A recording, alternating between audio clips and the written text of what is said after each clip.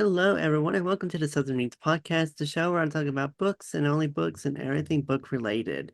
Today, I am joined by Mr. Don Schechter. Don is the author of Ascendants, which is an international best-selling science fiction techno-thriller that is about a future where proof of an afterlife collides with corporate power, scientific ambition, author authoritarianism, and the collapse of religious ideology. He's also the founder and CEO of Charles River Media, a producer, director, professor of the practice of Tufts University in the Film and Media Studies program, and is the co-host of the Sci-Fi podcast No Win Scenario. He joins us today and he's going to talk to us about science fiction as a rehearsal for tomorrow, while future stories reveal today's anxieties and how questions around AI, biotechnology, power, class, and belief shape both ascendants and the world we are living in now. So, Don, thank you so much for taking time to come on the podcast. I'm really looking forward to chatting with you and hearing your story and just having a really good and open conversation. So, welcome to Southern Reads. Thank you so much, Noah. Thanks for having me. Appreciate it. So tell me a little bit more about Ascendants and kind of where the idea and backstory of how this book came to be came from. It is a very long story. It started probably 15 or 16 years ago, maybe longer. I had started a small production company in Boston, and I was actually I was probably 23, 24 years old. So actually longer than that, maybe 20 something years ago. And I was in the middle of thinking about like a 48-hour film festival that I was doing with some friends and some colleagues. And I had this sort of image of a scene in my head that had nothing to do with the project we were doing, but it was this scene between a husband and a wife. The wife's terminally ill in bed. The husband's like doting over her. He goes to help her and he's begging her just to like hang on till her 30th or 40th birthday. I don't remember the original idea. And I was very visual in my head. And after that birthday, she could then ascend. That just kind of came to me. And I didn't know what that meant. And so it took a number of years for me to figure out, okay, what is the world that this scene in my head was playing out on? So I first thought about, okay, what kind of world would it be? What kind of technology would exist in this world where there was proof of an afterlife for people? So I did a few years of just thinking about the technology in the world, but that's not a story. So then, being a film guy, I wrote a screenplay, a feature film screenplay about what ultimately is in the book, that main story. I worked on the script probably for another year. So now years have gone by. And I wrote this script thinking, oh, well, I have resources in Boston. I've got crew folk I know, things like that. We help each other out on our film projects. We were kind of young and naive. And I said, oh, I'll do it myself. I'm not going to just try and sell this script. Well, I finished the script and looked at it. I'm like, oh my God, I need like $100 million to do this. How am I going to do that? And I had friends who said, well, it's a good idea. Why don't you try and get Hollywood, someone to pick it up, to option it, to make it so someone else can make it a movie. But I was kind of a snotty kid and I'm like, no, no, no, no, no. I'm not going to just try and sell my script. I'm going to make something. I'm going to make a trailer for it. Okay, so back then, people used to do what are called rip reels. And rip reels are when you would take other people's trailers and movies, really other people's trailers, and put them together. So you take like 10 different trailers and make your own trailer out of their material to help sell the idea. That was something that was suggested to me. But again, I was like, no, no, no, I don't want to steal other people's stuff to explain my idea. I'll just film something. So I wrote a short film that I'm like, okay, we'll go make the short film. So I produced and directed a short film with the help of a lot of people. It was like 20, 25 minutes long. It was a really great experience. I learned a lot. It helped me flesh out the world. And it did well. It did some festivals. I got to like premiere it at like the Grauman Theater in LA. Like, so it was doing well. And during that process, I met a man, a great actor named Johnny Lee Davenport, who just came in for a relatively small part, but he had this big stature, a big presence. And I was like, oh my God, I want to just hear this man talk. He was in The Fugitive and Joy. He was a big Shakespearean actor, amazing man. So I said, you know what? I'm going to do another short film just so I can hear this man speak in the world of Ascendants. And that original short film wasn't the main story. It was like it took place in it was a small side quest, a small side story that took place in this like mythology that I had created. So then we did a second film that was second short film that was bigger. And while that was being going under its post-production, we did a third one. And then we ended up stitching them together into what was called the Ascendants anthology. So here I am, 5, 6, 7 years later, whatever it was, with a feature film script that didn't go anywhere and a short film anthology that takes place in the world of Ascendants. I then even got a grant from a town in Vermont to go do a fourth one. So there were four of these short films that take place in this world. So a lot of time had passed, but the short films helped me sort of clarify what the world would look like, what sound like, what it would feel like. So these were, people were interested in this, and I remember it was literally like a week or two before COVID. I had a pretty interesting meeting with a major studio just to talk about it. It wasn't anything like super serious, but it was a meeting, which was good, and it showed good momentum. And then COVID hit and everything disappeared. And throughout that time of me working on the anthology and starting to pitch the idea, I kept getting people telling me to, well, do you have this a novel? Like Hollywood likes a novel now. We like novels. And I didn't think of myself as a novelist. I didn't want to do it. So I always resisted taking my original 2 hour script that I knew there was a lot of his story there and turning into a novel because I wanted to make this into a movie and then later a TV show. But I heard that so many times that when COVID hit, I decided this was the time to actually write the novel. So it's now, 5, 6 years later from when it started. Everything that was thought about with the original script, everything that was workshopped during the anthology series is all in this novel, which was released just this past March by Girl Friday. So it's been quite a journey getting to it. I always tell people I kind of did this backwards. A lot of people start with a book and then they try to get it sold. I started with a script, went to the short film, and then ended up with a novel. And now I'm trying to now get the novel picked up from a streamer to make a TV show. So I'm a lesson in how to do everything kind of the wrong way. But it's been an interesting experience. So when it came to writing the book, share with me a little bit about how you got the idea and how you wanted to go about writing this book. Yeah, I mean, I think let me maybe explain to people listening that like the premise, right? So the premise is simple, is not simple, but what if the world's most powerful corporation, and we have a few of those in our real world now, I call it the Jacobs Institute, sold humanity one of its oldest dreams, that there was proof of life beyond death, real proof that you could really experience it, and without a doubt, what would that do to society? Right. It takes place in a near future. You mentioned it's like a modern, I think a technothriller. It's a modern dystopia. That's the backdrop, but that's not a story. So, I had the world, I had the technology, but the story really involves the sort of intertwining journeys or stories of a couple of different characters. There's a fractured family, a single mom and her two daughters who end up being hunted by the men who built the Jacobs Institute.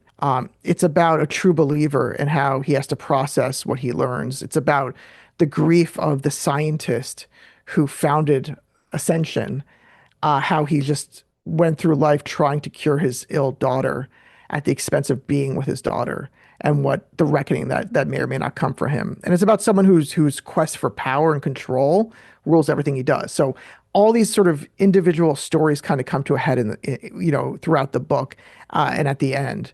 And I think for me, it took me years to figure out why this story. Part of it originally was because I sort of came into the workforce and got out of college at a time where extreme ideologies throughout the world really, it's always been that way. Extreme ideologies have always been at odds with each other, but it kind of, hit close to home. And so part of me wanted to find a way to tell a story about religion and extreme ideologies without making it about religion and extreme ideologies. So that's why sci-fi is such a great medium, is because you can comment about society in a way that doesn't come across as offensive or combative to people. That's number one. But what I realized the last really year or two is that this is a great time for this story to come out because, we're living in a very, we're living through an unprecedented moment. For the first time, technologies that define who we are, how we think, how we connect to people, right? What we believe in, they're being shaped by they're being shaped by the systems of technology that we use, which are in turn being built by like a handful of billionaires or a trillionaire that we don't have power over what happens, right? We're kind of, some of this stuff is great. I'm not an anti-AI person, anti-technology, but without regulation or oversight or really deep looks at technology, we are all being manipulated by the technology that we use and we consume. So, this book in a way asks what happens to ordinary people when the power that these creators have falls into the wrong hands. It's not always for nefarious reasons. Sometimes they're good intentions, but it's unchecked power. So I think, there's a lot there about why I started it, but the reason it's out now, I think, is because it's really telling of like where we are as a society today. And during this process, when you were constructing the book, did it go through any kind of like changes? Did you have any thought idea changes that had happened? Like, oh, you went with this idea, but then you were like, well, I kind of like this plot, or did you try to keep the story kind of the same all the way through? Yeah, for the most part, there's a bit of a twist, a little bit of a twist at the end. It's not a super twist. It's led up to it. So one of the things that I like from the stories that I've read since I'm a child is I like books that you don't just read once and then you're like, oh, that was a good book, and then you never want to revisit. Like I felt that with Project Hail Mary. I love the book. It was a great beach read. Super loved it. But after I was done, I'm like, oh, that was really fun. But I had no desire to read it again. Whereas if I read a book like Dune, which I started reading in fourth grade, there was so much in that book that I've been rereading it and rereading it my whole life because there's always something I get out of it. So I made sure when to write the book to leave little nuggets that sort of explain that twist ending. That said, in writing the book over so many years and having people weigh in on the drafts and having an editor through the publisher, things had to change and things changed. I mean, I literally made a major change the night before I handed in the final version to the publisher. I had to make a decision that I had been stalling on for years. And unfortunately, I can't tell you what that is because it's the twist, but I kind of was hedging what my answer was for years, saying I'd get to it until the moment I had to hand in the manuscript finally. Um, the biggest, I think, challenge that changed was two things. During the editing process, originally the book was long. It was like 130,000 words. I think it's like 85 now. I'm not exactly sure. But the publisher said for a debut author, you got to cut it down. So having to decide what to cut was a challenge. So it's interesting when the people now are like saying, "Oh, it's a fast read. I wish there was more on this section or that." I'm like, "There was, but we had to cut it." Um, but I think the major change that happened over the course of a few years is it was important to me to not just tell the story of the Teller family, that's our main mom and two daughters, but I wanted to ground the technology in the world in something that made sense, where we could follow that development from modern times up until when when this world of Ascendants happens. And so originally, the story started at like modern day and kind of told the history of what's to come.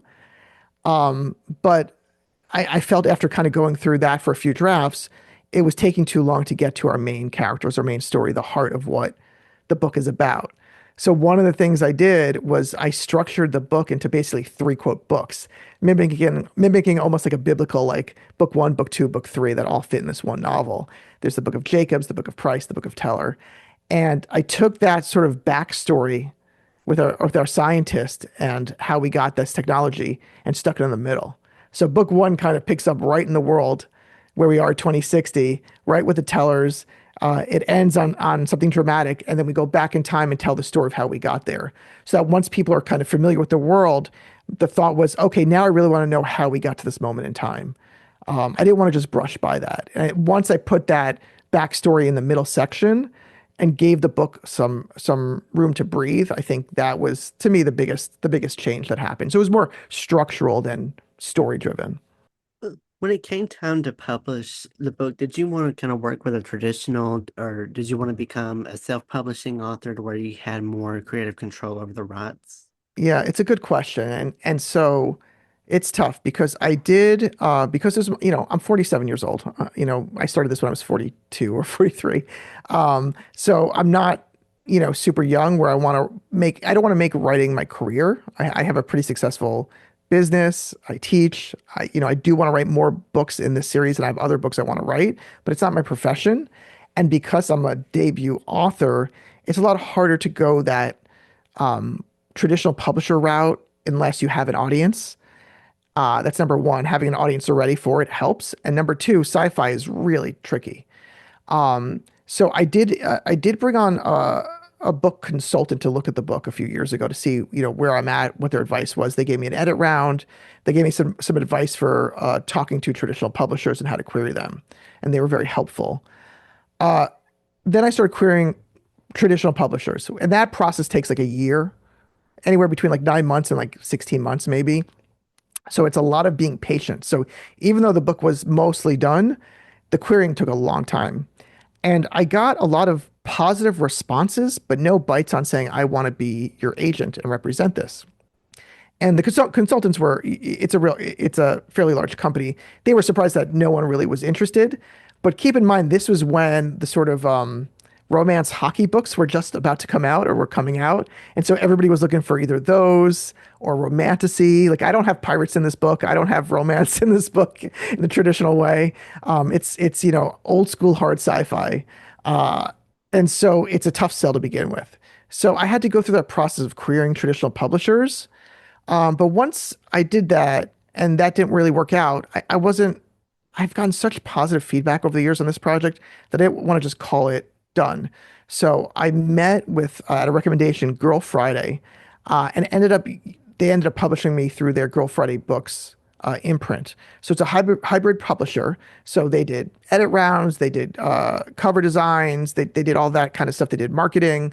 So it's sort of a mixed model versus this sort of old school publisher approaches. So, um, you know, a lot of people fully self-publish, and I respect that, but because I was able enough to have a team behind me, it made the book better. There were improvements to the book. I never would have designed this myself, this cover. And this cover, like, I was at a bookstore a few weeks ago, and they had this in the new releases, and they're like, man, that cover is selling for them, and it's doing well. Because it looks like, to me, they gave me 6 versions once of different styles of book cover. And I saw the first one, I'm like, oh, that's cool. It's kind of like a movie. I get that cover. That's kind of what I was thinking. This came up number 2. I'm like, whoa. I'm like, that's awesome, but there's no way I could do that. And then went to 3, 4, 5, 6. And after a couple of nights of sleeping on it, I'm like, yeah, this looks like a 1984 book. The novel 1984 that was like, if it was re-released in the 90s or the 80s, it's like a special edition. And I'm like, yeah, that's kind of where a lot of my influence comes from. So having a team certainly helped me in that respect. Would I have liked a traditional publisher? Maybe. I don't know what that experience really was like. So I ended up being pretty happy with Girl Friday. So, since the book has come out, what's been the reception that you've received so far from it? Yeah, it's been good. It's funny. I am very eager to have results. Everyone keeps telling me, authors I've spoken to, they're like, it's a long haul, it's a long slog. It takes years of going to places and conventions and book things and getting people to read it. And I'm like, it's been out for 3 months or 4 months. It's almost 4 months now as of this recording. And I'm like, I want it everywhere. But it's been really good. So it during the book sales, I don't know fully. It's done pretty well. I know the Kindle version has done really well. Early on, it hit a top 10 in an Amazon bestseller in the US. And then a couple of weekends ago, we actually got it visible overseas as well through BookBub.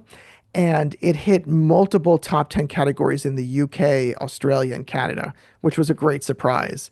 So, especially the UK, there was a lot of interest over there, a lot of purchases of the book. So, I think it's going to continue to grow. I think people just need to, it's a challenge to go out and to get books like this seen if they're not based on movies and super pop culture.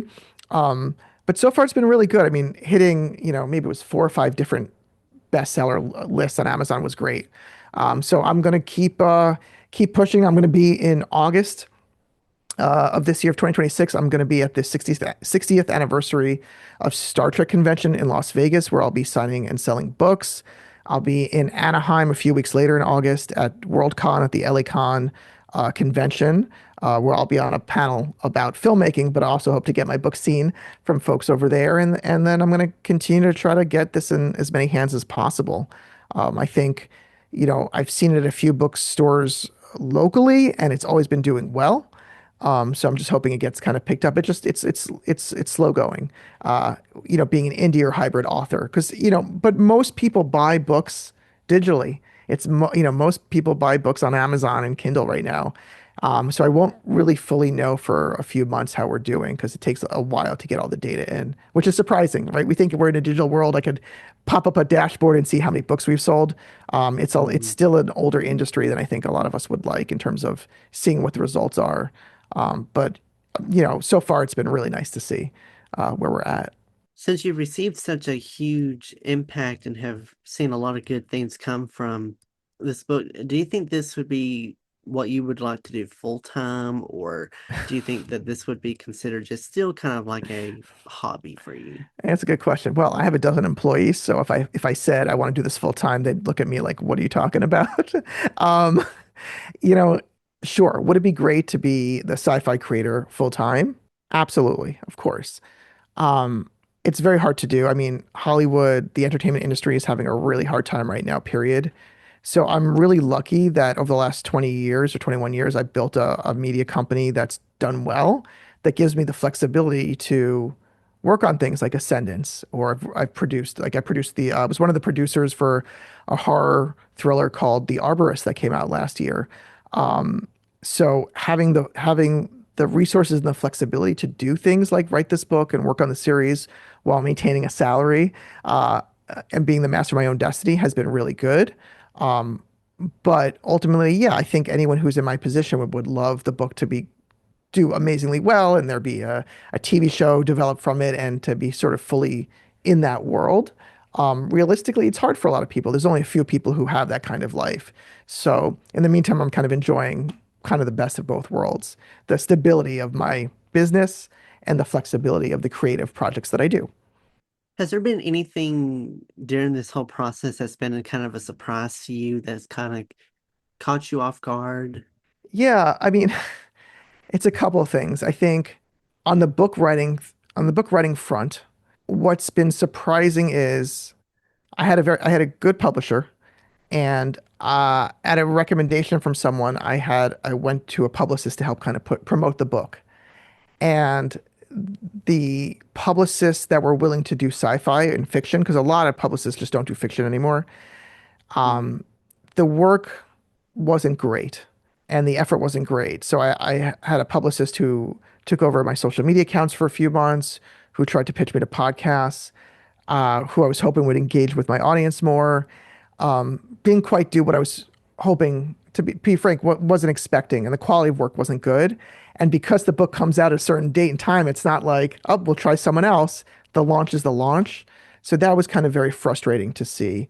And I felt a little taken advantage of because there were young people working on the campaign who didn't read the book, who called it a sleepy suburban hit, a sleepy suburban story. And I'm like, this is a urban, takes place in Boston technothriller. You could, it's nowhere near what you're thinking.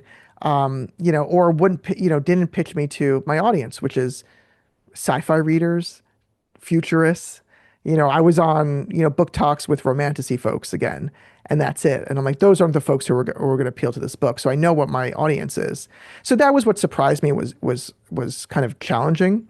On the plus side, and this may be too wonky, what was really interesting is the last year, getting ready for this release and kind of preparing for what's going to happen, I started to explore a project that I had been thinking about and worked on a little bit a number of years ago, where during a slow time in my business, I started to, and I don't even think I knew why, but I started to code sci-fi film and television projects since like the 80s based upon themes. Were there environmental concerns? Were there immigration and crime concerns, nuclear bomb, millennium, things like that? And one of the things that's been nice this past year with Ascendants is it sort of crystallized my view that the book has come out at sort of a new era of sci-fi. So if you bear with me for a second, I'll explain because it's a little bit, it kind of takes us through a history lesson, but it's got me really excited about continuing this work, both in written form and as a documentary. And what I really want to explore is the sort of ages of sci-fi, basically since World War II, because I think we're really right now living in a new age of sci-fi entertainment that hasn't been really fully discussed. So, very quickly, post World War II, there were fears about the atom bomb and what would happen from that, what would happen from communism, the fear of the outsider. So, a lot of stories were about it came from outer space, these aliens are going to come and brainwash our children or things like that. Then it turned into environmental concerns in like the 70s, Sterling Green, things like that.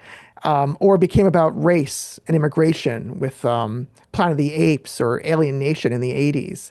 And then as we creeped into the 90s and towards the turn of the century, what was interesting is that it became all about Y2K.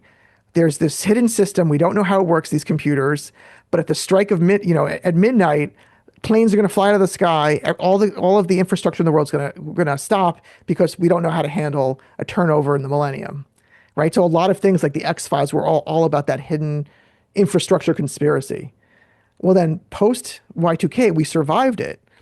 And so sci-fi entertainment, as well as other entertainment, kind of went into this like very brief for 1 year look at like nostalgia. I talk about like Star Trek Enterprise came out, and it didn't work because nostalgia got subverted by everyone's fears as soon as I'm sorry, as soon as 9/11 happened. So after September 11th, nobody wanted nostalgia. It was all about not the apocalypse wasn't about to hit us like Y2K is in the coming distance. We were living in the apocalypse. We were living sort of in end times now. So the Mm. entertainment we got, Battlestar Galactica, right? The worlds are destroyed. We're barely surviving. What does it mean for us as humans to survive? Things like that. So that was the entertainment. Then we move over to things like Lost around the same time. And this is where a lot of Ascendants comes from. There was this big push in like the 2000s, 2010s for the conclusion of sci-fi to rest on religious reasons.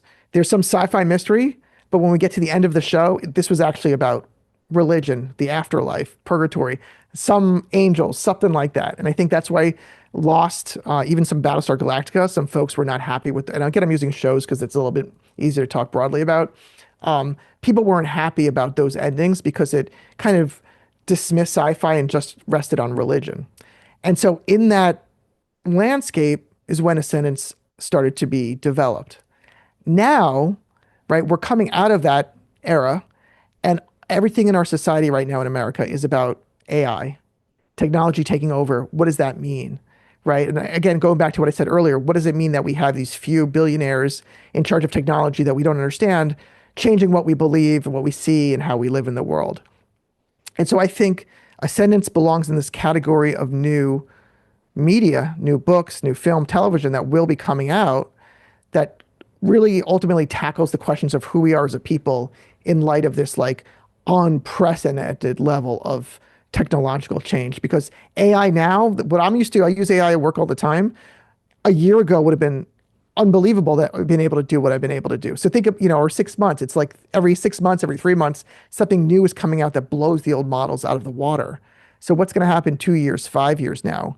So ultimately, I see sci-fi lets us, you know, confront, I think people have said this before, it confronts the fears of society today, but I also think it helps us rehearse our response to what might happen tomorrow to us. And so that's your question a while back was, what's sort of been a nice surprise? It's been a nice surprise to sort of rekindle this and to sort of this process helped articulate, where I see that project going and where I see Ascendance fitting into the sort of broader sci-fi landscape and why it's important that it came out now after all these years and why it makes sense that it would hit an audience now versus 15 years ago. Now, as a person that's worked with film and has been a producer and writer, did that experience and being working in the film industry kind of help you write the book, or was it a completely different process? And did you have to learn a lot of new techniques and kind of writing styles when it came to writing books compared to maybe writing for a film? Yeah, good question. So it is extremely different beast. A screenplay, like a script, is very bare bones. There's not a lot of description, it's dialogue. So dialogue has always been easy for me, and that's what I always got complimented on, that my dialogue was strong and good. It was filling in the details that took a lot of time and a lot of effort at first to do because that's not how film is written down. So going to basically a novelization of a script, essentially is what the book was, at least early drafts. Was a challenge for me, and that took a lot of time because I want to just get into the dialogue and the action, and it took me a while to be like, okay, I need to really set the scene. What are people thinking? What are they hearing? What are they smelling? What's the experience? So that the reader can really be there because the script becomes a movie, right? And images will help fill in those details. You don't have that in a book. So that was really a challenge for me. That said, one of these characters, and is the same in the film series I did, the Ascendants anthology, one character is in the novel as well, and that was that Sebastian, who was played by Johnny Lee Davenport in the short films. And it made writing in his voice very easy because I knew this character through this man, and he was a great actor, great voice, and so he just lived in my head. So whenever his character showed up in my book, I knew how to write for him, and I had his voice strong in my head. The other characters came next, and I grew to understand them as I developed them. And then again, the challenge was really filling in those holes, um, so that the reader would be able to see and feel the world the way that I see it and feel it. So it's a very different beast than putting together a movie or TV project. Now, going forward, where would you like to see your work going forward, and what would you like to hopefully achieve in the future? So I'd love for people to get the book, in any form. It's great to have the paperback, ebook, Kindle, whatever it is. Maybe in a year or two we'll get to that audiobook. I'd love for people to read the book, to give it a chance. That's first and foremost. Um, I'd love for there to be enough interest that I can continue the series. I know where the next part of the story goes. It is meant to be a series. I do have a beginning and middle and end for all of this story. So it's not going to go on forever, and it doesn't just end with this one book. So I'd love to continue that. I'd love to work on. I have another sci-fi project, The Station, that I've been meaning to get to. That's more West Wing in space. Um, and I'd love to work on, further developing this documentary and book idea about charting the course of science fiction to modern day. So I just, would love to get out and talk with people and have them see my work. And, if, my ultimate hope is that I can get this book seen enough and to the right people that when the economics in Hollywood starts working again, that this could be turned into a TV show because there's a lot of material here. And that's the one thing I've heard for years is that there's so much in this story, in this world, and the potential for what happens next that would make a really captivating TV show. So the HBOs and Apple TVs of the world, is the type of place that I think this story would thrive.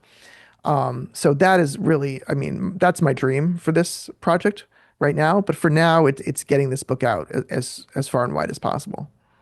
Well, Don, I appreciate you so much for taking time out of your schedule to come on the podcast to promote your book and talk more about kind of the backstory of how the book came to be. For people interested in the book and they would like to maybe check it out and as well as follow you and support you on your journey, where can they go to learn more information? Absolutely. So the first thing is go to ascendantsbook.com. That's got information on the book, but it also has a book trailer that I think is awesome. We made a trailer based upon the anthology, so you can see a little minute of the anthology in the book trailer, and you'll really get a sense of the world of Ascendants. So that's ascendantsbook.com. And then you can find the book on Amazon, Barnes and Noble, Target. I mean, it's everywhere. You can buy it online. It's at select bookstores currently. And you can follow me on any platform, TikTok, Instagram, at Don Schechter. So Don, Don, D as in David. And my last name, no one can spell. It's Schechter. So there's two H's. There's another Don Schechter with one H. I'm not that guy. I'm the one with two H's. We write very different books. People have been confusing us for many years. So, yeah, get the book, follow me, interact and let me know for people who are listening and watching, what kind of stories you like. I'd love to talk to people online and see what they're into. And I'll make sure to put all of his information in the description box below. So just check the show notes, check the description box to find links to his website, socials, all that will be down there for you guys to find. Feel free to follow the podcast on the socials as well. You can reach out to me on Instagram and TikTok at southern.reads. You can also find me on Facebook, Twitter, and YouTube at Noah's Podcasts. And feel free to also check out the website, noahspodcasts.com, to learn more about this show as well as the other podcasts that I have. Feel free to follow or subscribe so you get notified of when new episodes like this come out in the future. Thank you so much, everyone, for tuning in today's episode. I hope you all enjoyed it. Have a great rest of your day. Be safe, and I'll catch you all in the next episode of Southern Reads.